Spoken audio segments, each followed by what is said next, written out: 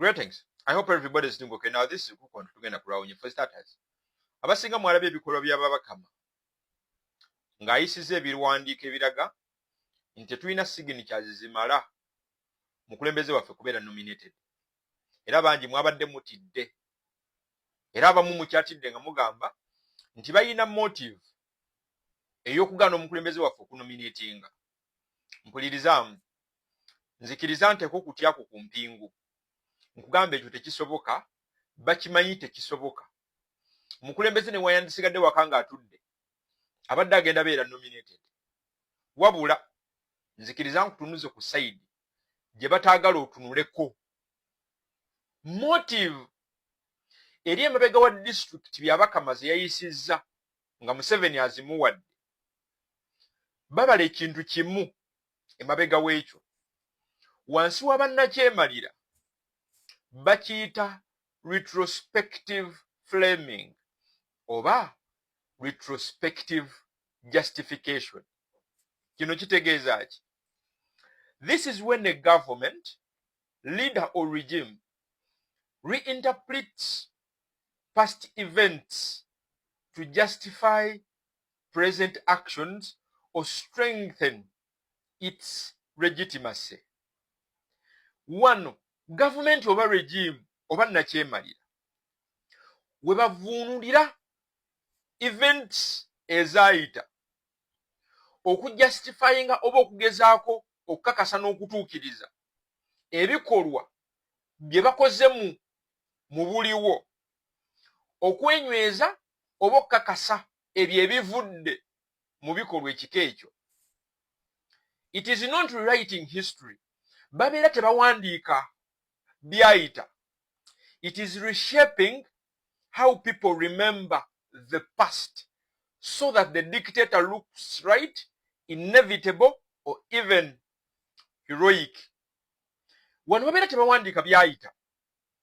Wano babeera bashapinga engeri abantu gye bajjukiramu kye baalaba nakyemalira asobole okulabika ng'omutuufu ng'ali inevitable era ng'omuzira. Kankusigira ekifaananyi kijeyo bulungi.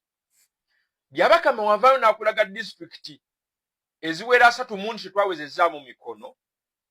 Ze disitulikiti za pulaninga okukoleramu obuvuyo bwe bwonna n'okubbiramu. Bwe bamala okubba akalulu mu ezo disitulikiti, obululu bw'ogenda okufuna mu disitulikiti seezo baleme kububala.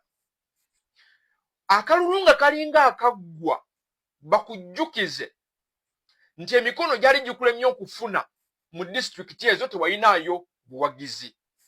Mu bufunze, disitulikiti byabakama ze yakulaze, ze disitulikiti zaayagala okuplaningiramu Museveni zaplaningiramu okusiiga ekifaananyi nti mu disitulikiti ezo zonna tetuyinaayo buwagizi. Kye kifaananyi kye bali mu kusiiga mu public. Retrospective framing ekola etya? Ekola bweti nti bakikutera mu maaso leero nga wayisa akaseera bakujjukiza ekintu kye kimu nti eri Museveni yawangulidde waggulu nnyo lwa nsonga temwalinayo buwagizi, mwali temulina na mikono mu districts kika ekyo. Mpulirizaamu, bano tebabangako smart. They've never been smart mu bulamu bwabwe. Yefe abaali beebaka. These niggas are not smart. Nti ne kye bandikoze mu kusembayo bakisoosezza. Kankulage ggoolo eri mu kintu kye bakola. Ggoolo yaabwe eri ki? Kwe kukontrolinga engeri y'abantu gye bagenda okuvuunula mu result is to control how people are going to interpret the results and legitimize the regime's victory even if the process was flawed. Nti ggoolo ya retrospective framing oba justification ebeeremu kukontrolinga ngeri bantu gye bagenda kuvuunulamu ebivuddemu results n'okulegitimizinga victory eya dictator newankubadde nga process ey'okulonda ebadde completely yonna nga yakibbi. Bakusiigira district nti wafunyeyo mikono, bakozese district zezimu okubba. In the end bajjukiza abantu tewasobola kufuna mikono. Mpulirizaamu, tebasobola mugaana nominatinga ekyo bakimanyi nabo wabula bakusigira kifaananyi mbu mu disitulikiti ekika ekyo toyinayo bantu basobola kukuwa mikono toyinayo buwagizi gye baagala okubbira nga bwe baagala naye mwebale byabakama ne Museveni fe tugenda kuweebaza kubanga it's up to the people abali mu district ezo abagenda tuyambako okuba proving wrong. Kankulaga bwe bakikola batya bakugamba nti the people have clearly chosen stability and progress olwo nga bamaze okukola emivuyo mu district ekika ekyo era nga bagamba present victory has been overwhelming and natural regardless of the irregularities. Bapulaninga okukolera obuvuyo mu district ezo then ng'akalulu kawedde nga bakoze obuvuyo ekika ekyo bakujjukize nti wadde wabaddewo irregularities naye gye tusinze okuwangula bano baali tebasobola yadde n'okufunayo emikono.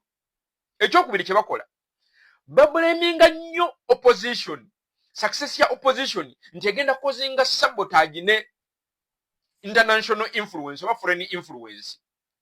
Mu bintu gye no Museveni byali mu kkola olunaku olwaleero walaba akatambika tobivuunula yadde n'ekimu ng'amaanyi obwo bunafu na kutya ng'ovudde ku muuvu Museveni yakozesa yabakama gye nva okugamba gye bayita retrospective framing oba justification. Ate ayina ekirala kyakola okuyita mu Nobert Mao ne kana akasajja Kakulayije. Museveni kyakola ekirala nga kiri current ate kyo bakiyita preemptive framing or justification.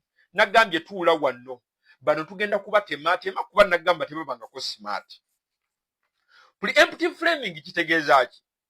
This is when a leader or regime acts before an event or an action occurs, shaping the public's perception in advance so that the negative or harmful outcome feels inevitable, justifiable, or acceptable. Kankuddiremu. Preemptive framing or justification etegeeza nti wano omukulembeze oba regime ebaako ebikolwa statement zeeyogera nga kyepulaninga okukola tekinnabaawo esobole okushapinga engeri abantu gye bagenda okuvuunulamu ebintu ebyo in advance nti bagenda okukola ebikolobero bw'ekika ekyo ng'abantu baabisuubira nga biri inevitable nga bikkirizibwa oba nga biri justifiable. Kankuwe example bwe bati bakola bagenda kugamba nti bagenda kurashinga omuntu yenna aneekalakaasa ng'okwekalakaasa tekunnatuuka akola statement eyo aba apulaninga kubaako bantu bakolako buvune wabula bw'agikola egende mu public perception agenda okutuuka okukikola nga mu public kikkirizibwa nga kiri justifiable anoonya excuse nti bwe mulonda opposition abantu bagenda kufiirwa ebyabwe abantu bagenda kubeerawo keesi omuliro gugenda kwaka ebyo mindset Museveni gy'azimba mu bantu ekyo bakiyita preemptive framing agezaako okuyungirira oludda olw'opposition lukyayibwe abantu balowooze nti lugenda kukuma ku Uganda omuliro in the end agenda tukolako ebikolobero nga biri acceptable or justifiable. Omulaba ng'ayita mu Nobert Mao ng'akugamba nti kano kalulu kagenda okusinga okubeera akasirifu mpulirizamu.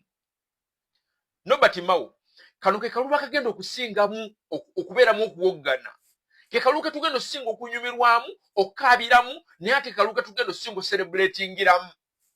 Mpulirizamu bw'olaba Nobert Mao ng'ayogera Felix Kulayije njagala ojjukire omusiri gwa kasooli n'omuwembe ogwa jjajjaawo mwe mwateekanga akakookolo omuzungu kayita scarecrow. Scarecrow ekanga bunyonyi butatunudde bulungi naye bwe butunula obulungi ne bumanya nti kino kibumbe tekyekyusa busigala bulya. Mao kyali mu kkola ne Kulayije n'abasigadde kyekikolwa ekyaka scarecrow kali akabumbe ke mwateekaga mu musiri gwa kasooli ne musiri gw'omuwemba kutiisatiisa nakkanga tiisa. In reality they cannot do nothing. Vidiyo eggwa bweti byonna byolaba ezo zonna acts za kutya na kutintima. This time round tebatuwona